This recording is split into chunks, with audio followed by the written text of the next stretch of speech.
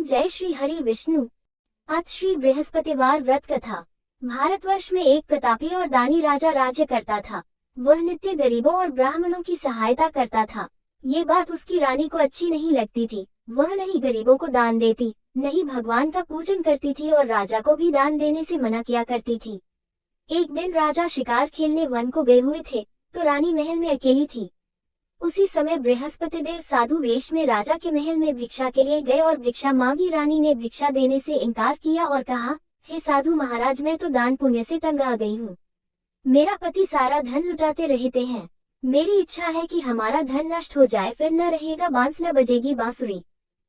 साधु ने कहा, देवी तुम तो बड़ी विचित्र हो। धन संतान तो सभी चाहते हैं, पुत्र और लक्ष्मी तो पापी के घर भी होने चाहिए। यदि तुम्हारे पास अधिक धन है तो भूखों को भोजन दो, प्यासों के लिए प्याऊ बनवाओ, मुसाफिरों के लिए धर्मशालाएं खुलवाओ। जो निर्धन अपनी कुंवारी कन्याओं का विवाह नहीं कर सकते उनका विवाह करा दो। ऐसे और कई काम हैं जिनके करने से तुम्हारा यश लोक परलोक में फैलेगा। परंतु रानी पर उपदेश का कोई प्रभाव न पड़ा। वह बोली, महाराज आप मुझे कुछ न समझाएं। मैं ऐसा धन नहीं चाहती जो हर जगह बांटती फिरूं। साधु ने उत्तर दिया, यदि तुम्हारी ऐसी इच्छा है तो तथास्तु। तुम ऐसा करना कि बृहस्पतिवार को घर लीपकर पीली ती से अपना सिर धोकर स्नान करना, ती चढ़ाकर कपड़े धोना। ऐसा करने से आपका सारा धन नष्ट हो जाएगा। इतना कहकर वह साधु महाराज वहां से आलोक हो गए। साधु के अनुसार कही बातों को पूरा करते हुए रानी को केवल 3 बृहस्पतिवार ही बीते थे कि उसकी समस्त धन संपत्ति नष्ट हो गई। भोजन के लिए राजा का परिवार तरसने लगा। तब एक दिन राजा ने रानी से बोला कि हे रानी, तुम यहीं रहो, मैं दूसरे देश को जाता हूँ, क्योंकि यहाँ पर सभी लोग मुझे जानते हैं, इसलिए मैं कोई छोटा कार्य नहीं कर सकता। ऐसा कहकर राजा परदेश चला गया। वहाँ वह जंगल से लकड़ी काट कर लाता और शहर में बेचता। इस तरह वह अपना जीवन व्यतीत करने लगा। इधर राजा के परदेश जाते ही रानी और दासी दुखी रहने लगी। एक बार जब रानी और दासी को 7 दिन तक बिना भोजन के रहना पड़ा, तो रानी ने अपनी दासी से कहा, हे दासी, पास ही के नगर में मेरी बहन रहती है, वह बड़ी धनवान है, तू उसके पास जा और कुछ ले आ, ताकि थोड़ी बहुत गुजर बसर हो जाए। दासी रानी की बहन के पास गई। उस दिन गुरुवार था और रानी की बहन उस समय बृहस्पतिवार व्रत की कथा सुन रही थी। दासी ने रानी की बहन को अपनी रानी का संदेश दिया, लेकिन रानी की बड़ी बहन ने कोई उत्तर नहीं दिया। जब दासी को रानी की बहन से कोई उत्तर नहीं मिला तो वह बहुत दुखी हुई और उसे क्रोध भी आया। दासी ने वापस आकर रानी को सारी बात बता दी। सुनकर रानी ने अपने भाग्य को कोसा। उधर रानी की बहन ने सोचा कि मेरी बहन की दासी आई थी, परंतु मैं उससे नहीं बोली, इससे वह बहुत दुखी हुई होगी। कथा सुनकर और पूजन समाप्त करके वह अपनी बहन के घर आई और कहने लगी, हे बहन, मैं बृहस्पतिवार का व्रत कर रही थी। तुम्हारी दासी मेरे घर आई थी, परंतु जब तक कथा होती है तब तक न तो उठते हैं और न ही बोलते हैं, इसलिए मैं नहीं बोली। कहो दासी क्यों गई थी? रानी बोली, बहन तुमसे क्या छिपाऊं, हमारे घर में खाने तक को अनाज नहीं था। ऐसा कहते कहते रानी की आंखें भर आई। उसने दासी समेत पिछले 7 दिनों से भूखे रहने तक की बात अपनी बहन को विस्तार पूर्वक सुना दी। रानी की बहन बोली, देखो बहन, भगवान बृहस्पति देव सबकी मनोकामना को पूर्ण करते हैं। देखो, शायद तुम्हारे घर में अनाज रखा हो। पहले तो रानी को विश्वास नहीं हुआ, पर बहन के आग्रह करने पर उसने अपनी दासी को अंदर भेजा तो उसे सचमुच अनाज से भरा एक घड़ा मिल गया। ये देखकर दासी को बड़ी हैरानी हुई। दासी रानी से कहने लगी, हे रानी, जब हमको भोजन नहीं मिलता तो हम व्रत ही तो करते हैं, इसलिए क्यों न इनसे व्रत और कथा की विधि पूछी जाए, ताकि हम भी व्रत कर सकें। तब रानी ने अपनी बहन से बृहस्पतिवार व्रत के बारे में पूछा। उसकी बहन ने बताया, बृहस्पतिवार के व्रत में चने की दाल और मुनक्का से विष्णु भगवान का केले की जड़ में पूजन करें तथा दीपक जलाएं, व्रत कथा सुने और पीला भोजन ही करें। इससे बृहस्पति देव प्रसन्न होते हैं। व्रत और पूजन विधि बताकर रानी की बहन अपने घर को लौट गई। 7 दिन के बाद जब गुरुवार आया तो रानी और दासी ने व्रत रखा। गुड़साल में जाकर चना और गुड़ लेकर आई, फिर उससे केले की जड़ तथा विष्णु भगवान का पूजन किया। अब पीला भोजन कहाँ से आए, इस बात को लेकर दोनों बहुत दुखी थे। चूंकि उन्होंने व्रत रखा था, इसलिए बृहस्पति देव उनसे प्रसन्न थे। इसलिए वे एक साधारण व्यक्ति का रूप धारण कर 2 थालों में सुंदर पीला भोजन दासी को दे गए। भोजन पाकर दासी प्रसन्न हुई और फिर रानी के साथ मिलकर भोजन ग्रहण किया। उसके बाद वे सभी गुरुवार को व्रत और पूजन करने लगी। बृहस्पति भगवान की कृपा से उनके पास फिर से धन संपत्ति आ गई, परंतु रानी फिर से पहले की तरह आलस्य करने लगी। तब दासी बोली, देखो रानी, तुम पहले भी इस प्रकार आलस्य करती थी, तुम्हें धन रखने में कष्ट होता था, इस कारण सभी धन नष्ट हो गया, और अब जब भगवान बृहस्पति की कृपा से धन मिला है तो तुम्हें फिर से आलस्य होता है। रानी को समझाते हुए दासी कहती है कि बड़ी मुसीबतों के बाद हमने ये धन पाया है, इसलिए हमें दान पुण्य करना चाहिए, भूखे मनुष्यों को भोजन कराना चाहिए और धन को शुभ कार्यों में खर्च करना चाहिए, जिससे तुम्हारे कुल का यश बढ़ेगा, स्वर्ग की प्राप्ति होगी और पितृ प्रसन्न होंगे। दासी की बात मानकर रानी अपना धन शुभ कार्यों में खर्च करने लगी, जिससे पूरे नगर में उसका यश फैलने लगा। बृहस्पतिवार व्रत कथा के बाद श्रद्धा के साथ आरती की जानी चाहिए। इसके बाद प्रसाद बांटकर उसे ग्रहण करना चाहिए। एक दिन राजा दुखी होकर जंगल में एक पेड़ के नीचे आसन जमाकर बैठ गया। वह अपनी दशा को याद करके व्याकुल होने लगा। बृहस्पतिवार का दिन था। एकाएक उसने देखा कि निर्जन वन में एक साधु प्रकट हुए। वह साधु वेश में स्वयं बृहस्पति देवता थे। लकड़हारे के सामने आकर बोले, हे लकड़हारे, इस सुनसान जंगल में तू चिंता मग्न क्यों बैठा है? लकड़हारे ने दोनों हाथ जोड़कर प्रणाम किया और उत्तर दिया, महात्मा जी, आप सब कुछ जानते हैं, मैं क्या कहूँ? ये कहकर रोने लगा और साधु को अपनी आत्मकथा सुनाई। महात्मा जी ने कहा, तुम्हारी स्त्री ने बृहस्पति के दिन बृहस्पति भगवान का निरादर किया है, जिसके कारण रुष्ट होकर उन्होंने तुम्हारी ये दशा कर दी। अब तुम चिंता को दूर करके मेरे कहने पर चलो तो तुम्हारे सब कष्ट दूर हो जाएंगे और भगवान पहले से भी अधिक संपत्ति देंगे। तुम बृहस्पति के दिन कथा किया करो। 2 पैसे के चने मुनक्का लाकर उसका प्रसाद बनाओ और शुद्ध जल से लोटे में शक्कर मिलाकर अमृत तैयार करो। कथा के पश्चात अपने सारे परिवार और सुनने वाले प्रेमियों में अमृत व प्रसाद बांटकर आप भी ग्रहण करो।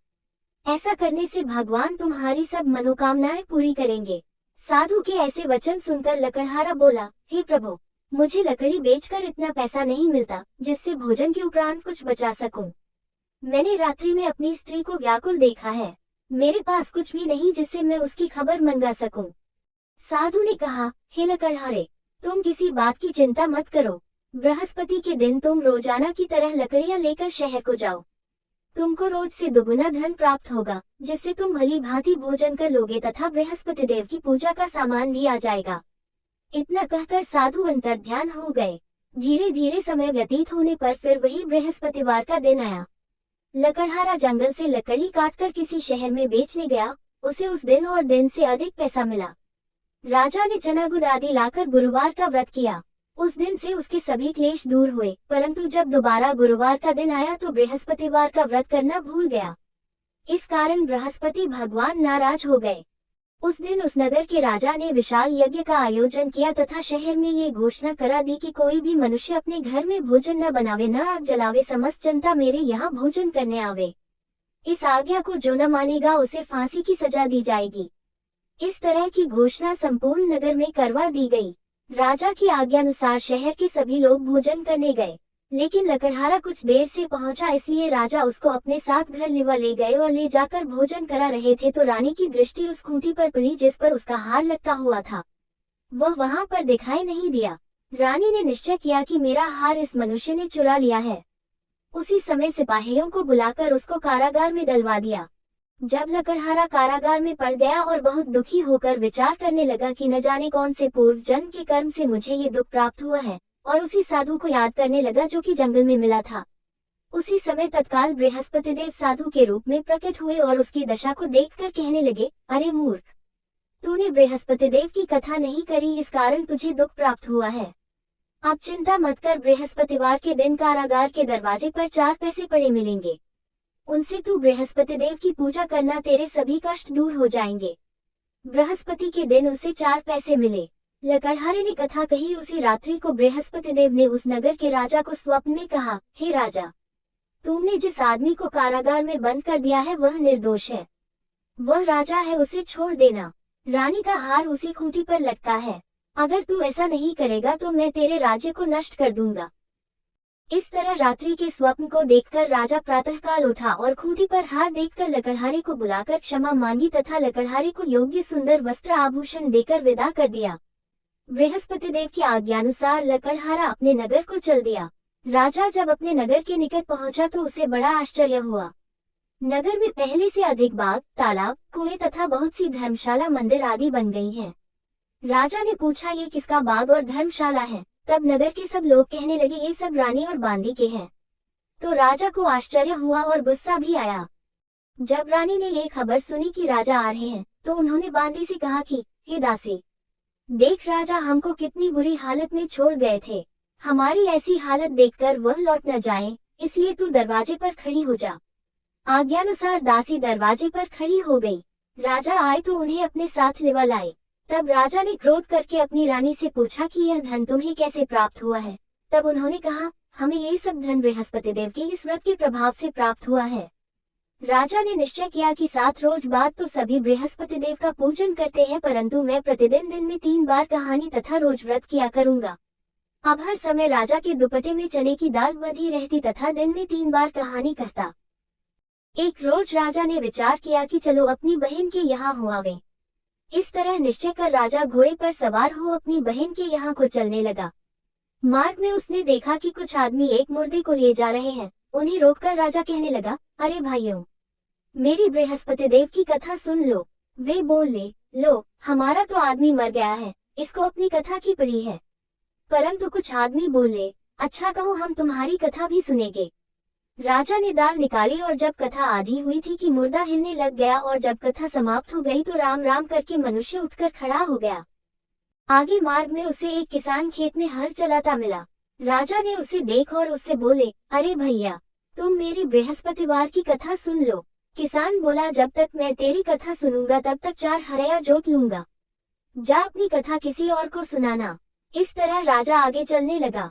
राजा के हत्ते ही बैल पछाड़ खाकर गिर गए तथा किसान के पेट में बड़ी जोर का दर्द होने लगा।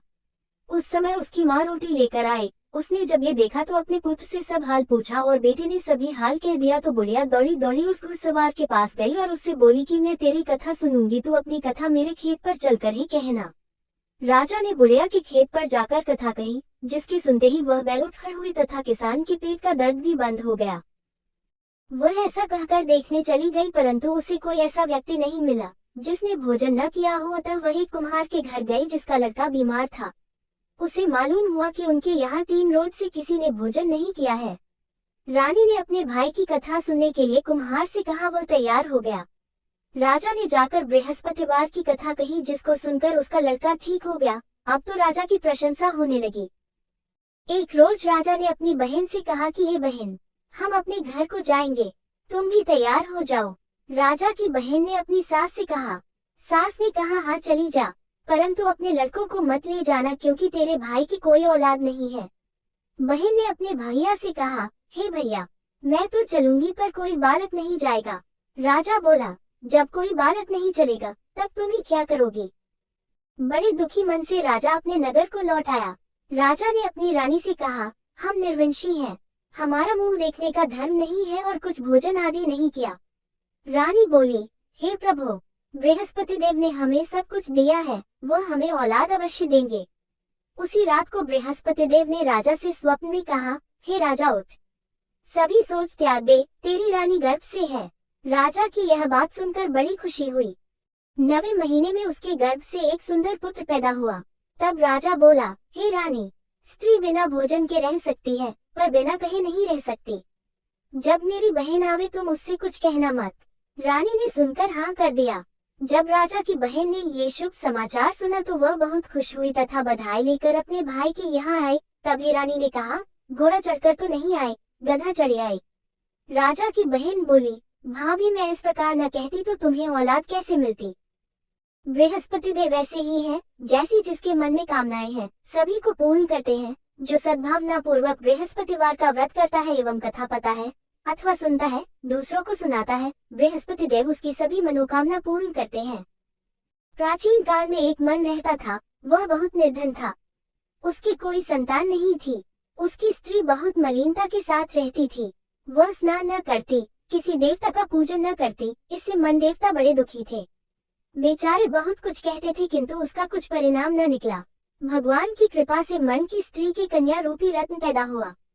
कन्या बड़ी होने पर प्रातः स्नान करके विष्णु भगवान का जाप व बृहस्पतिवार का व्रत करने लगी।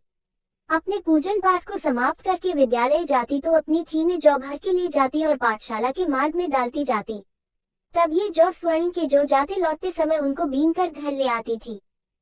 एक दिन वह बालिका सूप में उस सोने के जौ को फटक कर साफ कर रही थी कि उसके पिता ने देख लिया और कहा, हे बेटी, सोने के जौ के लिए सोने का सूप होना चाहिए।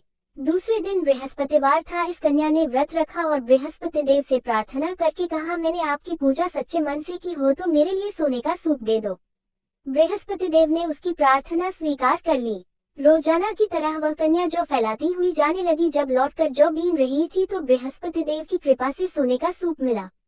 उसे वह घर ले आए और उसमें जौ साफ करने लगी, परंतु उसकी माँ का वही ध्यान रहा।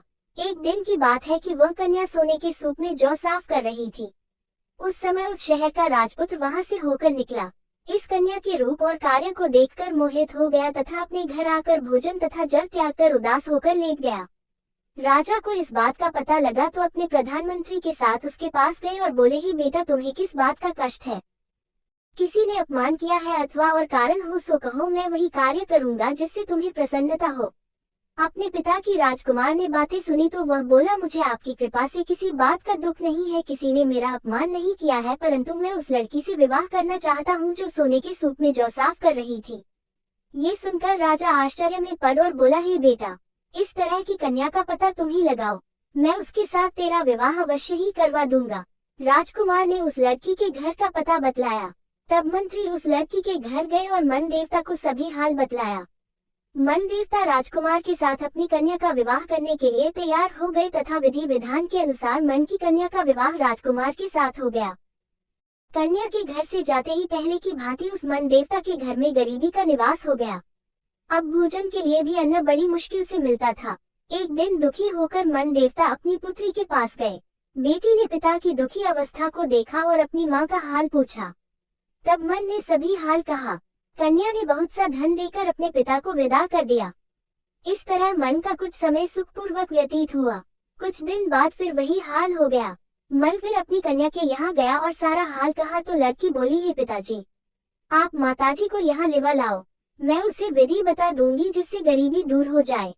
वह मन देवता अपनी स्त्री को साथ लेकर पहुँचे तो अपनी माँ को समझाने लगी, हे माँ, तुम प्रातःकाल प्रथम स्नानादि करके विष्णु भगवान का पूजन करो तो सब दरिद्रता दूर हो जाएगी।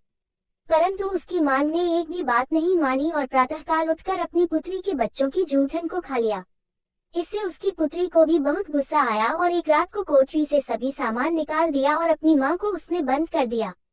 प्रातःकाल उसे निकाला तथा स्नानादि करा के पाठ करवाया तो उसकी माँ की बुद्धि ठीक हो गई और फिर प्रत्येक बृहस्पतिवार को व्रत रखने लगी। इस व्रत के प्रभाव से उसके माँ बाप बहुत ही धनवान और पुत्रवान हो गए और बृहस्पति जी के प्रभाव से इस लोक के सुख भोग कर स्वर्ग को प्राप्त हुए। भगवान बृहस्पति देव उसकी सदैव रक्षा करते हैं। संसार में जो मनुष्य सद्भावना से भगवान जी का पूजन व्रत सच्चे हृदय से करते हैं तो उनकी सभी मनोकामनाएं पूर्ण करते हैं। जैसी सच्ची भावना से रानी और राजा ने उनकी कथा का गुणगान किया तो उनकी सभी इच्छाएं बृहस्पति देव जी ने पूर्ण की थी। इसलिए पूर्ण कथा सुनने के बाद प्रसाद लेकर जाना चाहिए। हृदय से उसका मनन करते हुए जयकारा बोलना चाहिए। बोलो बृहस्पति देव की जय, भगवान विष्णु की जय।